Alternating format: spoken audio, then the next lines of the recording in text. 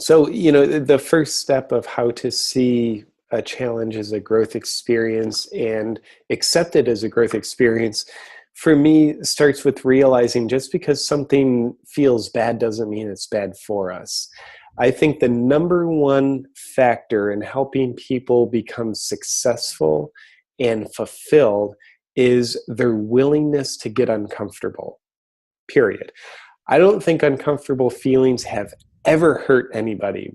I think trying to avoid our uncomfortable feelings hurts us.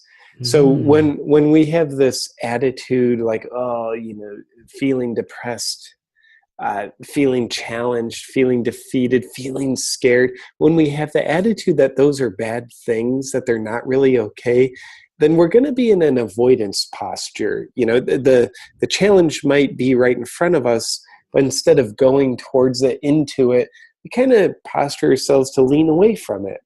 So we're avoiding getting uncomfortable, and that keeps us from going into the challenge, and therefore that keeps us from growing. So I think once we realize, like, not only is it okay to be uncomfortable, being uncomfortable is the number one factor in growing, getting more successful, getting more fulfilled inside, getting more genuine happiness, then we can realize, like, okay, it's actually okay for me to go into the discomfort and do whatever it is, whatever the doing is. It might be, here's this new adventure. It might be, I'm going to just be in this depression. So I feel these feelings so I can digest them, rather than having the feelings, but being perpetually trying to avoid them. So I did a little bit of journaling last week. And, here we are, January 2018, as we're talking. So I just woke up and I want to reflect on 2017. And I wrote down all the experiences that I could think of that were worthy of celebration. I'm terrible at celebrating. So it's like, wow, what a great pattern to interrupt. Let me look at the things that are important to celebrate. So I listed them all out. I met my, who's now fiance, got engaged. Those are two great ones. I Congratulations. Thank you.